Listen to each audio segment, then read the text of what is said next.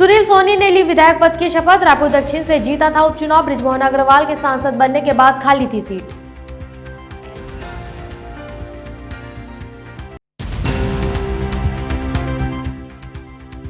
प्रदेश अध्यक्ष की क्लास का कांग्रेसियों में नहीं पड़ा फर्क। पूर्व महापौर और जिला प्रभारी के बीच गाली गलौज। दीपक बैज बोले ये पार्टी के अनुशासन के खिलाफ। सरगुजा में किसान ने लगाया समिति प्रबंधक पर धोखे का आरोप। किसान से की गई 10,000 रुपए की मांग। किसान के धान को नोडल अधिकारी ने किया जब्त।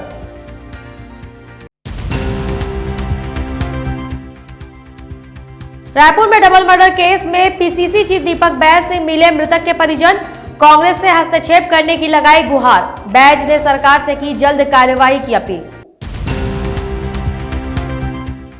और मेकाहारा के बाद एम्स रायपुर में रैगिंग का मामला आया सामने। सीनियर्स ने जूनियर छात्रों को ठंड में बाहर घुमाया। छात्रों ने किया बेहोश होकर गिरने का दावा। अब बढ़ते हैं खबरों की ओर। रायपुर दक्षिण से उपचुनाव जीतने वाले नवनिर्वाचित विधायक सुनील सोनी ने गुरुवार को विधायक पद की शपथ ली।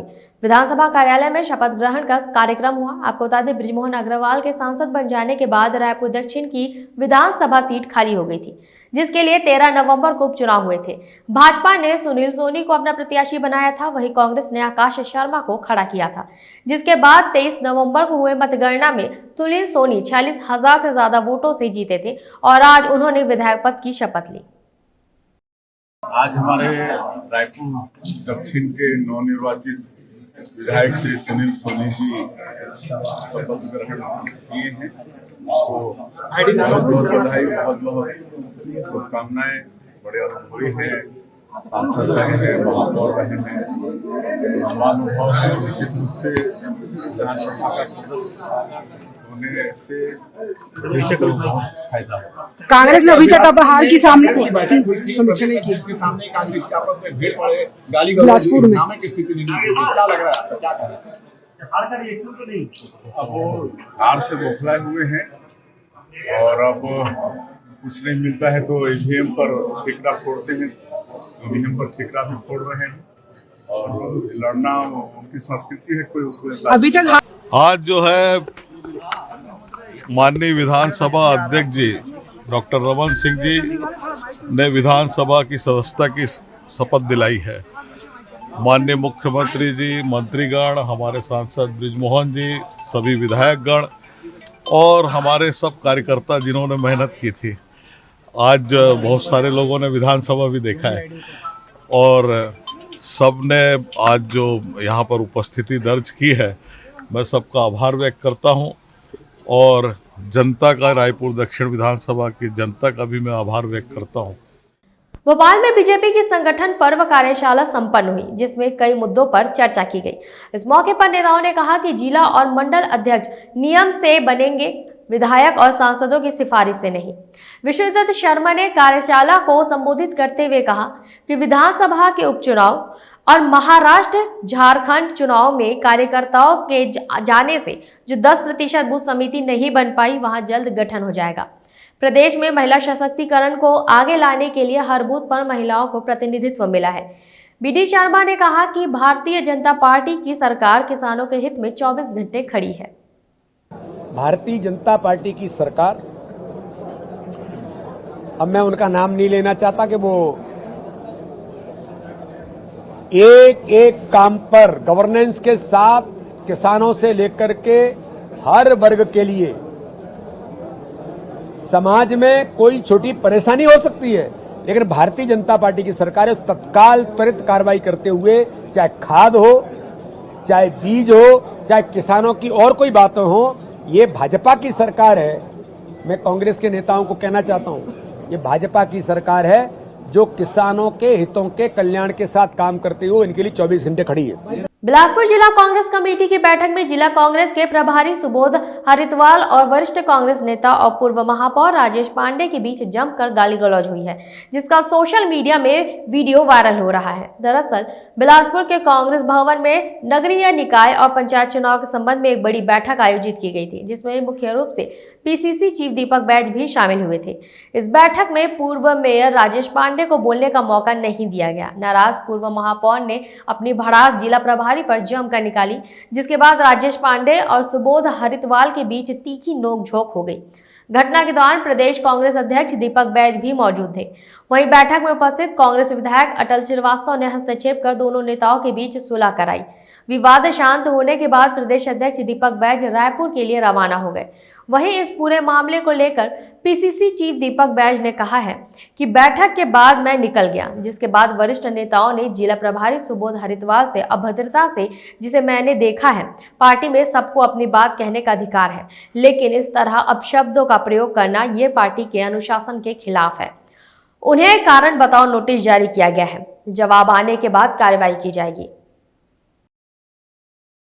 देखिए, कल लगातार हम लोग नगरीय निकाय चुनाव को लेकर कोरबा में और बिलासपुर में बैठक रखे। बिलासपुर में बैठक रखने के बाद कि मैं रवाना, बैठक खत्म होने के बाद मीडिया को संबोधित करके मैं वहां से निकल चुका था। तो उसके बाद एक दो वरिष्ठ नेताओं ने हमारे प्रभारी, जिले के प्रभारी सुबोध हरितवाल जी से अभद्रता किए, अपशब्दों का प्रयोग किए। उसको मैंने भी देखा है। तो निश्चित रूप से कांग्रेस पार्टी में अपना बात रखने का सबको अधिकार है। अगर बैठक में अगर किसी को बात करने का मौका नहीं मिलता है तो अलग से आकर हमसे भी बात रख सकते हैं, लेकिन जबरन का इस तरह का अपशब्दों का प्रयोग करना ये पार्टी अनुशासन के खिलाफ है। निश्चित रूप से हमारे शहर कांग्रेस के अध्यक्ष ने उन्हें नोटिस, कारण बताओ नोटिस जारी किया है और निश्चित रूप से जवाब आने के बाद फिर पार्टी अनुशासनात्मक रूप से फिर उस पर निर्णय लेगी। छत्तीसगढ़ के पूर्व मंत्री अमरजीत भगत के बयान को लेकर सीतापुर विधायक रामकुमार टोपो ने पलटवार किया है। पूर्व मंत्री को सीतापुर विधायक ने क्षेत्र की चिंता करने के लिए धन्यवाद ज्ञापित किया है। दरअसल सीतापुर विधायक रामकुमार टोपो के द्वारा क्षेत्र में चोरी और आपराधिक घटनाओं को रोकने के लिए प्रहरी भर्ती करने की बात कही गई थी, जिससे सीतापुर विधानसभा क्षेत्र के लोगों को रोजगार तो मिलता ही, साथ ही क्षेत्र की सुरक्षा भी बेहतर होती। जिसके बाद हाल ही में सीतापुर क्षेत्र में हुई चोरी को लेकर पूर्व मंत्री अमरजीत भगत ने सीतापुर विधायक पर निशाना साधते हुए कहा कि अगर प्रहरी भर्ती हो जाती तो चोरी की घटनाएं सामने नहीं आती। वहीं पूर्व मंत्री ने यहां तक कह डाला कि वही काम कहे जो कर सकते हैं। इधर विधायक रामकुमार टोपो ने पूर्व मंत्री के इस बयान को धन्यवाद ज्ञापित करते हुए बताया कि प्रहरी भर्ती को सुरक्षा की दृष्टि को लेकर एक विकल्प बनाया गया था, जिसे और बढ़ाने के लिए काम किया जा रहा है, जो टेक्निकल कामों से अभी रुका हुआ है, जिसे जल्द शुरू किया जाएगा। पूर्व मंत्री अमरजीत भगत को लेकर विधायक टोपो ने बताया कि क्षेत्र की जनता ने उन्हें 20 वर्षों का समय दिया था, मगर कोई सुधार नहीं किया गया और वो अभी भी क्षेत्र से जुड़े हैं और क्षेत्र चिंता करते हैं, इसलिए उन्हें धन्यवाद ज्ञापित किया गया है। सीतापुर के माननीय विधायक ने कुछ सुरक्षा प्रहरी नियुक्ति करने की बात करी थी, उसका कहीं अता पता चलता नहीं है और शायद अगर नियुक्ति कर दिए होते तो चोरी कल हुई परसों नहीं हुआ होता। इसलिए वही काम कहें जो कर सकते हैं और लोगों को मुगालते में ना रखें। नहीं, ऐसा कुछ नहीं है। वो एक विकल्प था सुरक्षा की दृष्टि से और बढ़ाने के लिए, जिस पे काम अभी चल रहे हैं। कुछ एक टेक्निकल कारण से अभी रुका हुआ है। ऐसा है, उनको सीतापुर की जनता ने 20 साल समय दिया था और अभी भी चिंता करते हैं। मैं उनका धन्यवाद करता हूं कि क्षेत्र से अभी भी जुड़े हुए हैं। सरगुजा के छेराडीह गांव के किसान को धोखा देकर समिति प्रबंधक नोडल अधिकारी के द्वारा 80 बोरा धान को जब्त कराने का आरोप लगाया गया है। दरअसल ग्राम छेराडीह के रहने वाले किसान ब्रिजकिशोरी त्रिपाठी धान का टोकन कटवाने के लिए धान खरीदी केंद्र बरगीडीह पहुंचे थे, जहां किसान ने समिति प्रबंधक से टोकन कटवाने के साथ ग्रीष्मकालीन ऋतु की धान की जानकारी दी और समिति प्रबंधक ने कहा था कि पुराने नए सभी धान को खरीद लिया जाएगा। इसके बाद किसान आश्वस्त होकर अपने घर से 500 बोरी धान लेकर समिति केंद्र पहुंचा, जहां समिति प्रबंधक के द्वारा हमालों से धान की तौलाई कराई जा रही थी। इसी दौरान समिति प्रबंधक के द्वारा धान समिति केंद्रों की जांच दल के लिए नोडल अधिकारी को मौके पर बुलाया गया। पूरे धान को तौलवाने के एवज में 10,000 रुपए की मांग की गई, लेकिन किसान के पास इतने रुपए तत्काल नहीं थे कि उसे मौके पर दे सके। इधर नोडल अधिकारी के द्वारा रुपए नहीं दिए गए तो 80 बोरा धान जब्त कर लिया गया और यहाँ कहा गया कि पुराने धान को लाकर किसानों के द्वारा खपाया जा रहा है। वहीं इस मामले को लेकर एसडीएम ने कहा कि इस पूरे मामले की विधिवत जांच की जाएगी, जो भी दोषी होंगे उन पर भी कार्रवाई की जाएगी। आदिम जाति सेवा सहकारी समिति बरगीडी प्रबंधन के पास गया और उनसे कहा कि भाई मेरा धान जो है आप खरीद दीजिए जल्दी, क्योंकि मेरे को लड़के का शादी करना है, साफ़ सफाई करवाऊँगा। तो बोले ठीक है, आपका धान मैं 2 शिफ्ट में ले लूँगा, आपका 400 बोरा का है, 400 कुंटल का, तो मैं आपका धान ले लूँगा। तो फिर उन्होंने 18 तारीख को बुलाया मेरे को, और 18 तारीख को गया मैं, और मेरे को 200 कुंटल का टोकन उन्होंने दे दिया और 26 तारीख को लाने के लिए बोले। मैं 4 ठो ट्रैक्टर में 26 तारीख को 500 बोरा धान लेकर के गया और सोसाइटी के प्रांगण में खाली कर दिया। इसके बाद जो है वो लोग धान का चेक किए, नमी उमी जांच किए, फिर बोले ठीक है। फिर जो है प्रबंधक महोदय ने नोडल अधिकारी को बुलाया और नोडल अधिकारी आया और बोले कि भाई ये आपका धान रिजेक्ट है, हम इसको नहीं लेंगे, मैं नोडल अधिकारी हूँ। 500 बोरी धान किसान के द्वारा बेचने के लिए आया थे। उसमें से पता चला कि कुछ धान जो है पुराने हैं। ऐसी स्थिति में जो है नोडल और जैसे राजस्व फूड और संबंधित नोडल है उनको भेजा गया। चेक में पाया गया जिसमें कि 80 बोरी जो है पुराने धान है, जिसको समिति को सुपुर्द कर दिया गया और बाद में वो जो धान खरीदी होने के बाद फिर से किसान को पुनः वापस कर दिया। दीपावली के बाद नगर पालिका और राजस्व विभाग की संयुक्त टीम ने कार्यवाही करते हुए अवैध पटाखों का जखीरा पकड़ा है। बेमेतरा के वार्ड नंबर 21 बाजार में संचालित अली कलेक्शन से 226 नग पटाखे बरामद किए गए। आपको बता दें कि अली कलेक्शन बाजार में रिहायशी इलाकों में स्थित है, जहां पर बड़ी तादाद में सब्जी मंडी में लोगों की भीड़ लगी रहती है। बेमेतरा के राजस्व विभाग और नगर पालिका की संयुक्त टीम ने छापेमारी कर पटाखे जब्त किए हैं। अली कलेक्शन के संचालक द्वारा ग्राम भोइना भाटा के नाम का लाइसेंस जारी किया गया था, जबकि अली कलेक्शन बाजार में संचालित हो रहा है, जिसमें भंडारण और विक्रय का अवैध दस्तावेज नहीं दिखाने पर नगरपालिका की टिप्पर गाड़ी ने 226 नग पटाखों की जब्ती कर नियमानुसार आगे की कार्रवाई की गई। में जो प्रोप्राइटर है बहादुर अली जी, उनके द्वारा फटाखा का लाइसेंस लेकर संचालन किया जा रहा है और ये जो फटाखा लाइसेंस है वो भोइना भाटा वगैरह में, और इनके द्वारा ये मार्केट वाली दुकान में जो है फटाखा का विक्रय किया जा रहा है। इनके पास अभी वर्तमान में यहाँ फटाखा बेचने के लिए कोई लाइसेंस नहीं है, वैध लाइसेंस। बाजार पारा वार्ड नंबर 21, यहाँ पे मेरी अली कलेक्शन नाम से सीजनल वस्तुओं का दुकान है, शॉप है, जहाँ पे मैं हर सीज़न में अलग अलग कारोबार करता हूँ।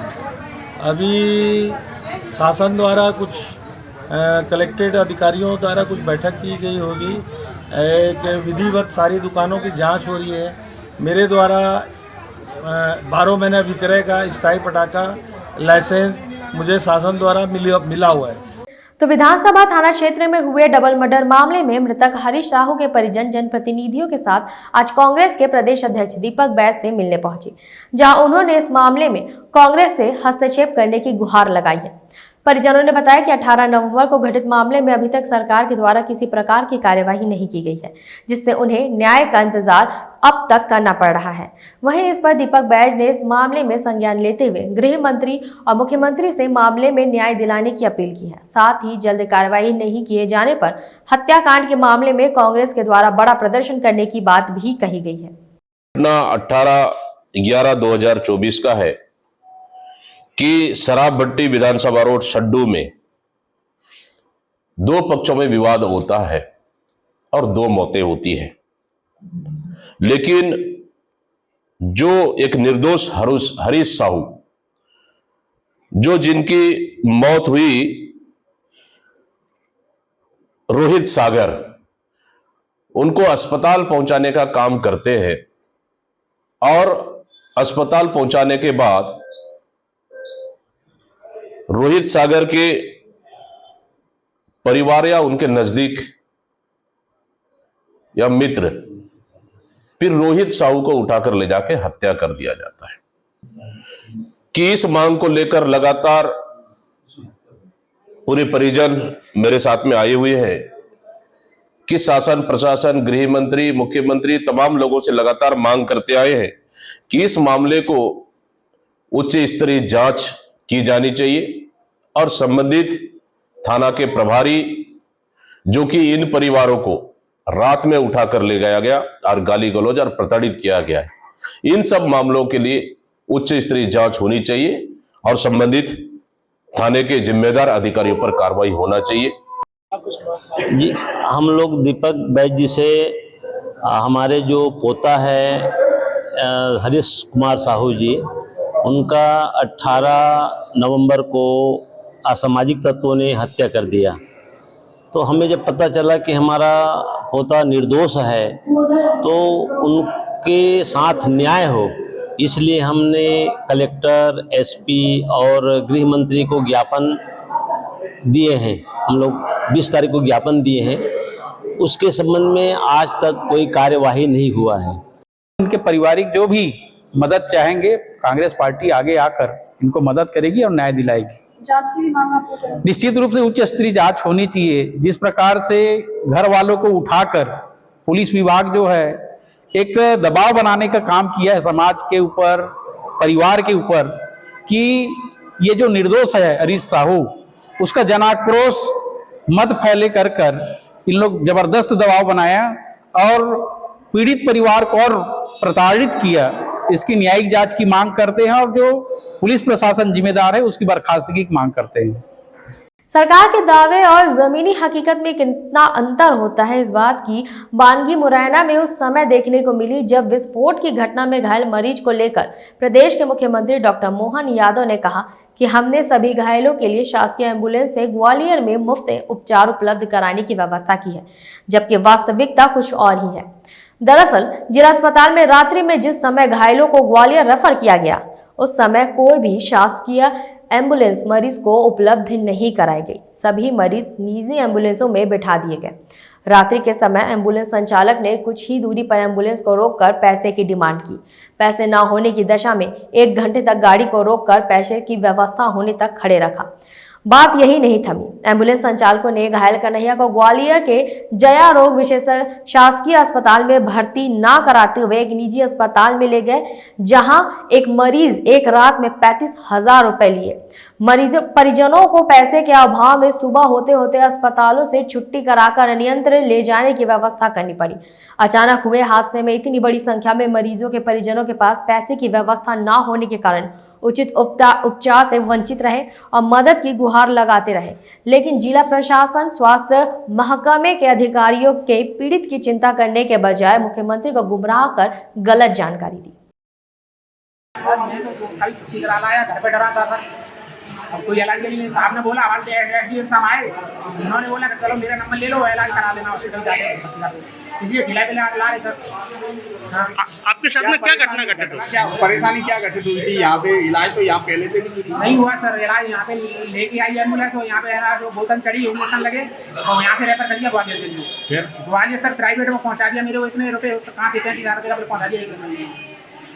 कौन ले गया था? फिर मैं छुट्टी करा लाया जबरी से, वो छुट्टी नहीं कर रहे, छुट्टी जबरी से करा के लाया था। कौन ले गया था? प्राइवेट एम्बुलेंस वाला। कितने पैसे लिए थे? 1500 रुपये। कोरबा जिले के कोतवाली थाना क्षेत्र में एक सनकी प्रेमी ने 16 वर्षीय नाबालिग बालिका पर चाकू से ताबड़तोड़ हमला कर दिया। इस हमले में नाबालिग बुरी तरह से घायल हो गई, जिसे आनन फानन में अस्पताल पहुंचाया गया, जहां उसकी हालत गंभीर बनी हुई है। इस घटना के बाद से इलाके में हड़कंप मच गया है। यह पूरा मामला कोतवाली थाना क्षेत्र अंतर्गत सीतामढ़ी इलाके का है। प्रेम प्रसंग के चक्कर में एक युवक ने 16 वर्षीय नाबालिग बालिका पर चाकू से हमला कर दिया। हमले में नाबालिग गंभीर रूप से घायल हो गई है, जिसे आसपास के लोगों की मदद से अस्पताल पहुंचाया गया। बताया जा रहा है कि 16 वर्षीय नाबालिग से युवक का प्रेम प्रसंग था। वहीं दोनों के बीच किसी बात को लेकर विवाद हो गया और विवाद इतना बढ़ गया कि वह गुस्से में आकर उस पर चाकू से ताबड़तोड़ हमला कर दिया। युवक ने 6 से 8 बार नाबालिग पर वार किया, जहां उसके हाथ और अन्य जगह पर गंभीर चोटें आई हैं। वही घटना की सूचना मिलते ही कोतवाली पुलिस मौके पर पहुंची और घटना की जानकारी लेते हुए आरोपी युवक को तत्काल गिरफ्तार कर लिया गया और उससे पूछताछ कर आगे की कार्यवाही की जा रही है। कल रात को सीतामढ़ी क्षेत्र अंतर्गत थाना कोतवाली में एक रिपोर्ट आई, जिसमें पता चला कि एक नाबालिग बच्ची को नीलेश दास नाम के युवक ने चाकू से मारा है, जिसमें 109 का अपराध कायम कर विधिवत कार्रवाई की जा रही है। मोहल्ले में बहुत नशा पानी है, लड़के लोग घूमते रहते हैं दिन भर। आज क्या पानी करते हैं, गोली खाते हैं, दारू पीते हैं, पूरा छोटे छोटे लड़के लोग। ये नशा पानी पूरा बंद कराना है। आज क्या हुआ है मोहल्ले में? गोली खाया जो लड़का, उसको चाकू मार दिया। लड़की। बैकुंठपुर के ग्राम भांडी में नेशनल हाईवे 43 पर लापरवाह ट्रैक्टर चालक ने एक मां की मासूम बच्ची को कुचल दिया, जिससे उसकी मौके पर ही मौत हो गई। वहीं पास ही खलियान में काम कर रही 60 वर्षीय महिला भी चपेट में आकर गंभीर रूप से घायल हो गई। स्थानीय लोगों में घटना को लेकर गहरा आक्रोश है। पुलिस ने ट्रैक्टर को जब्त कर लिया है और मामले की जाँच जारी है। घायल महिला का इलाज अस्पताल में चल रहा है।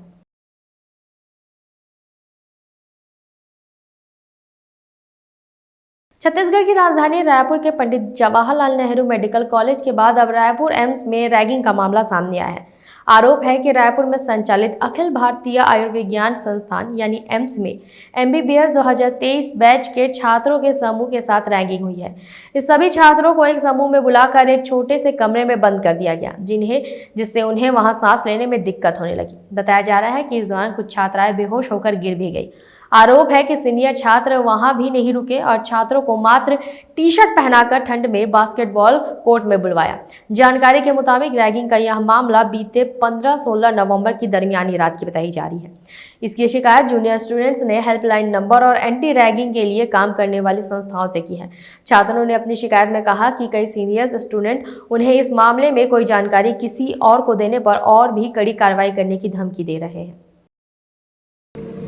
हमें एम्स रायपुर के किसी स्टूडेंट से एक एनोनिमस ईमेल मिली थी, जिस ईमेल के हिसाब से उनके साथ में रैगिंग हुई है और रैगिंग की घटना में उन्होंने बोला कि सीनियर स्टूडेंट्स ने उनको एक जगह असेंबल कराया और वहाँ ऐसी कंडीशंस थी कि रूम बंद कर दिया गया। उसके अंदर बच्चों का सांस लेना भी मुश्किल हो रहा था। कुछ लड़कियां वहाँ पे फेंट भी हुई, अनकॉन्शियस गिरी और उसके बाद में बच्चों को बाहर बास्केटबॉल ग्राउंड में भी बुलाया गया। बहुत ठंड में उनको सिंपल टी-शर्ट्स के अंदर खड़ा करा गया। उनके साथ कुछ रैगिंग के इंसिडेंट्स हुए हैं, जिसके हिसाब से ये पाया जाता है कि भारतीय न्याय संहिता के भी कुछ सेक्शंस अट्रैक्ट होंगे, जैसे कि outraging modesty of a woman. ये बोला गया है कि इन लड़कियों के सामने भी कुछ अब्यूजेस करी गई, सीनियर्स ने जूनियर्स को अब्यूज करा लड़कियों के सामने, तो वो इन अ वे लड़कियों का मॉडेस्टी आउटरेज करता है। तो उसके लिए BNS की धारा 79 के तहत केस दर्ज किया जा सकता है। मध्य प्रदेश फार्मर रजिस्ट्री प्रणाली के तहत प्रत्येक किसान का एक विशिष्ट किसान ID कार्ड होगा, जिसके माध्यम से किसानों को शासकीय योजनाओं का लाभ आसानी से मिल सकेगा।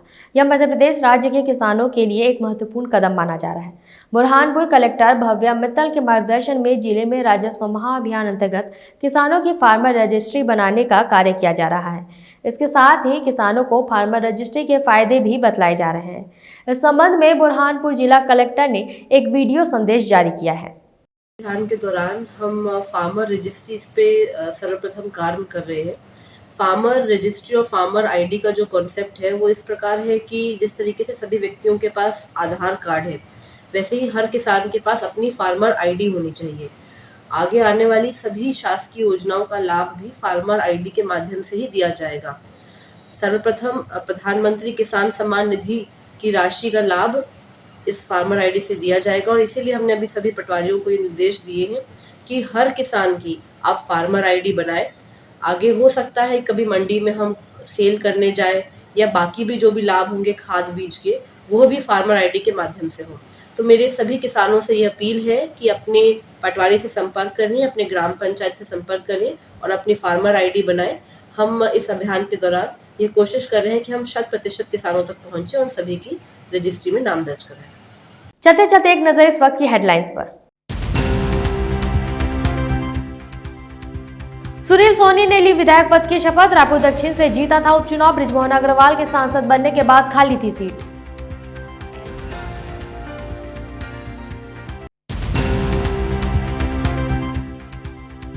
प्रदेश अध्यक्ष की क्लास का कांग्रेसियों में नहीं पड़ा फर्क। पूर्व महापौर और जिला प्रभारी के बीच गाली गलौज। दीपक बैज बोले ये पार्टी के अनुशासन के खिलाफ।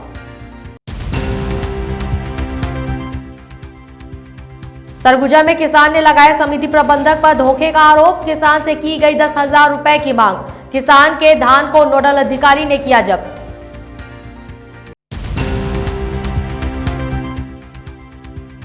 रायपुर में डबल मर्डर केस में पीसीसी चीफ दीपक बैज से मिले मृतक के परिजन, कांग्रेस से हस्तक्षेप करने की लगाई गुहार। बैज ने सरकार से की जल्द कार्रवाई की अपील। और मेकाहारा के बाद एम्स रायपुर में रैगिंग का मामला आया सामने। सीनियर्स ने जूनियर छात्रों को ठंड में बाहर घुमाया, छात्रों ने किया बेहोश होकर गिरने का दावा। सीजीएमपी के बाद में फिलहाल के लिए इतना ही। बने रहिए रफ्तार मीडिया के साथ। नमस्कार।